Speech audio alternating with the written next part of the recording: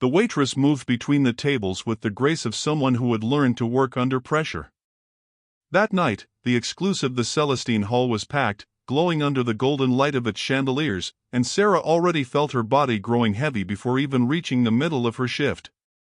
Still, she kept going. It was just another night. Just another effort. Just another day of survival. What she didn't know was that before dawn arrived, she would be thrown into the center of the greatest humiliation of her life. When the maitre d' discreetly signaled to her, Sarah understood without a word: table 8. The table everyone in the restaurant watched, depending on who sat there. The waitress drew a deep breath, adjusted her apron, and walked over. That was when she saw billionaire Sheikh Rashid entering the room, followed by 2 advisors and a visibly tense American businessman. The man radiated power, not the silent kind, but the kind that likes to be noticed. Sarah swallowed hard. She knew this would be difficult. As she approached, one of the advisors intentionally dropped a menu, letting it slide across the polished floor. Sarah bent down quickly to pick it up, but before she could, she heard a deep voice behind her. "Leave it," the sheik snapped with disdain, as if she had committed an unforgivable mistake. "You're too slow." Sarah lifted her face, startled. She was exactly on time, but he was irritated, that much was clear. The American businessman tried to soften the moment. "She's doing fine, sir." "Long night, I suppose." The sheik shot him an icy glare, the kind that refused correction. The waitress stood up, returned the menu to its place, and kept her tone professional. "Shall I bring water while you decide on your order?" That was when the pretext appeared. On the menu, there was a traditional Middle Eastern dish, and Sarah, out of habit, pronounced the name correctly with a soft, natural accent. Nothing major. Nothing intentional. But it caught Rashid's attention. He tilted his head, narrowing his eyes. "Interesting," he murmured. "You pronounce it differently." One advisor smirked. The businessman swallowed hard. Sarah felt the air shift. "Say it again," the sheik ordered. She repeated it carefully. His smile opened cold, calculated, the smile of a man who had just found the perfect target. "So, you think you know our language?" he said, leaning back in his chair as if preparing to watch a private performance. "Very well." The entire dining hall seemed to hold its breath. "If you're truly as competent as you pretend to be." And then came the sentence that split the night in two. "Translate this." The sheik recited something in Arabic, fast, sharp, loaded with intent. Muffled laughs rose around the table. The waitress remained still, feeling the humiliation being placed before her like a carefully planned trap. "Come on, waitress," Rashid taunted, savoring each syllable. "Show us your competence, if there's any." The table wanted a spectacle at her expense. What they didn't know was that the show would not be hers. If you're already hooked and want justice, hit subscribe now. Let's go deeper into this story. The dining hall grew so quiet that even the distant clinking of glasses sounded out of place. The waitress, Sarah, kept her posture straight, her fingers steady on the tray, even though her heart was pounding so loudly she feared the table might hear it. The proverb recited by Sheikh Rashid still hung in the air between them, heavy, weighted with intention. He wanted a spectacle. And he expected her to be the joke. "I'm waiting, waitress," the sheik repeated, stretching each syllable as if giving the embarrassment time to ferment. "Translate it. If you can." One of the advisors laughed. The other leaned toward his colleague and murmured something in Arabic, not to help, but to trigger another round of mockery. The American businessman, visibly uncomfortable, tried to hide his shame by taking a sip of water. Sarah took a single deep breath. She knew that any reaction, even a blink out of rhythm, could be used against her. The waitress maintained the professional neutrality she had learned the hard way, night after night, when powerful clients confused politeness with submission. "I'm sorry, sir," she said, in the steadiest voice she could find. I need to take your order. Forget the order, Rashid cut in, waving his hand sharply. I gave you a task. Show us what you can do. Or what you cannot. The humiliation had been set. And so had the audience. Tell me in the comments what you would do in her place. A few customers at nearby tables had already noticed the heavy atmosphere. Curious glances lifted. No one intervened. As always happens when the powerful point the finger and the crowd prefers to watch. Sarah felt her stomach twist, not because she didn't know what to answer, but because she recognized the kind of abuse that grows when no one else says enough. In a matter of seconds, she remembered every time the job demanded far more than the salary ever covered: unlimited patience, strategic silence, courage disguised as kindness. But that night, something had gone too far. The Sheikh leaned back in his chair, arms crossed, triumphant, like someone who already knows how the play ends. You pronounced our dish beautifully earlier, he provoked. So don't disappoint me now. The sentence hit Sarah like a blow. So that was it.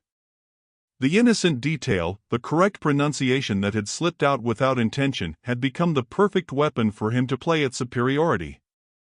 The waitress lowered her eyes for a moment, not in submission, but to stop anger from spilling over. When she lifted her face again, her expression had changed. Not defiant. Not hostile. Serene. Unpredictably serene. And that unsettled Sheikh Rashid. Well, he pressed, now faster, almost impatient. Are you going to try, or should I assume you were pretending before? The advisors burst into laughter. The tension thickened. Sarah then took a calculated step forward, approaching the table just enough to be heard clearly, and no more. The waitress balanced the tray on her left arm and held the notepad with her right hand, as if she were still simply being professional. But her eyes said something else. They said she would not be crushed. Sir, she began, with a calmness that made the table fall silent. Before I answer, I need to be sure you truly wish to hear the truth. There was something different in her tone. Something no one expected.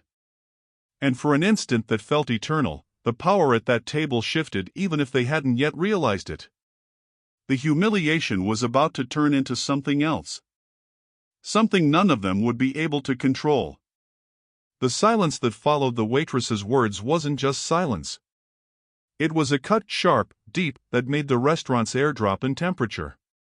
Sheikh Rashid furrowed his brows like someone trying to decode a provocation that wasn't in the script. He was the predator of the room, the man who always controlled the game. And now, someone had removed his board without him noticing. Excuse me, he asked, leaning forward, his voice lower. What truth are you talking about? Sarah did not step back. The waitress kept her impeccable posture, the tray balanced on her forearm, but her eyes had a firmness no one at that table expected to see. The truth, sir, she repeated, that the phrase you recited does not mean what you think it means. The Sheikh let out a short, disbelieving laugh. Impossible. You don't even know what I said. Sarah answered without blinking. I'm sorry, sir, but yes. I do. The impact was so strong that a couple at the next table stopped eating. Rashid's face hardened. Then say it, he challenged, his voice overflowing with wounded pride. Explain what I said, waitress. Show us your brilliance. Entertain us. Sarah did not accept the bait. She simply straightened her posture and, with a serenity almost irritating in its calmness, began. You recited a proverb that's usually used to advise impulsive young men, she said, her voice slicing through the air with firm softness. A proverb about the arrogance of those who believe they know everything, while understanding not even half. The Sheikh's eyes flickered. That alone would have been enough to shift the entire atmosphere at the table. But it wasn't all. Sarah continued, still polite, still impeccably professional. However, sir, you recited the proverb incorrectly. You changed two words that alter the meaning completely. The way you said it, the sentence means nothing. Literally nothing. The advisors exchanged confused glances. And the Sheikh felt the blow exactly where men like him hurt most. In the ego. You're lying, he said, but his voice no longer carried the same weight. You must be lying. Sarah didn't blink. I would never lie to you, Sheikh Rashid. But if you wish to confirm it, I can recite the correct version. Or explain where the mistake occurred. Whichever you prefer. It was as if she had placed dynamite on the table and lit the fuse with her fingertips. The entire dining hall leaned in to listen. The Sheikh tried to recover his composure, tried to laugh, tried to diminish the moment. But nothing worked.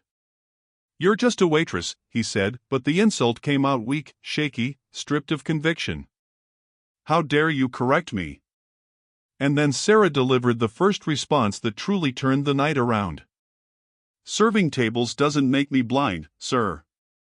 And carrying trays has never stopped anyone from recognizing the truth. The words dropped like stones into water. The ripple spread across the hall. And Sheikh Rashid, for the first time that night, didn't have a single word left to say. The silence left by the waitress's response, Sarah, was so dense it seemed to alter the gravity of the restaurant. Sheikh Rashid, a man used to bending businessmen, diplomats, and bankers with nothing but a look, now stood before a simple employee, and found no solid ground beneath him. Instead, something happened that no one in that restaurant, absolutely no one, could have predicted. The Sheikh took a deep breath, pushed his chair back, and stood up. The gesture made half the dining hall jolt. Sarah did not move. The waitress held her posture, even as she felt the tension vibrating in the air like a wire ready to snap. Rashid walked toward her. One step. Then another. The entire room followed each movement. When he finally stopped in front of the waitress, his power, the very power that terrified entire boardrooms, seemed misplaced. It leaked through the edges, directionless. It found nothing to cling to. He looked deeply into Sarah's eyes. And then, with surprising sincerity, he said, I spoke in arrogance. And you answered in truth. The words echoed through the hall like a silent thunder. Sarah remained quiet. The Sheikh breathed again, slower, heavier. You corrected me with respect. Even when I offered you none. He looked down at his own hands, as if seeing in them the reflection of the humiliation he had tried to provoke. Ignorance hides itself behind arrogance. Tonight, I was blind. Something broke inside him. And something rose inside her. Then came the unexpected, not a simple apology, but something no one would ever expect from a man like Rashid. He reached into the inner pocket of his blazer and pulled out a dark leather envelope. It was a personal letter, sealed with the golden emblem of the Al-Rashid Cultural Foundation, one of the most respected institutions in the Middle East, dedicated to preserving languages, funding studies, and supporting young cultural talents. He offered the envelope to the waitress as one offers a key. This is a full scholarship, he said, his voice firm but his eyes humble. For any program you choose, anywhere in the world. Linguistics. Anthropology. Middle Eastern studies. It doesn't matter. You've earned the right to choose your own path. The dining hall fell into absolute silence. Sarah froze. She stared at the envelope as someone stares at an unexpected door, a door she never imagined would open for her. I can't accept this, sir, she said, swallowing hard. I only did my job. Rashid shook his head. No, he replied, with conviction. You did much more. You reminded me that knowledge is not measured by titles, and dignity is not granted by wealth. You taught me something tonight. And lessons have value. Great value. Sarah's eyes glowed with contained emotion. The waitress held the envelope with both hands, as if afraid to drop it. Then the Sheikh took the final step, the one that sealed his redemption. Thank you, Sarah, for your truth. She took a deep breath and answered with gentle firmness. Respect is a language everyone understands, sir. Even when they pretend they don't. The hall erupted in murmurs. Some customers applauded softly. Others simply watched, touched, impressed, transformed by the unlikely scene. Sarah turned and walked through the hall with renewed dignity. The letter pressed against her chest. Her heart beating between fear, relief, and hope. Humiliation had been the beginning. Truth was the turning point. And respect, the reward. A night that began like any other had become the night that would change her destiny forever.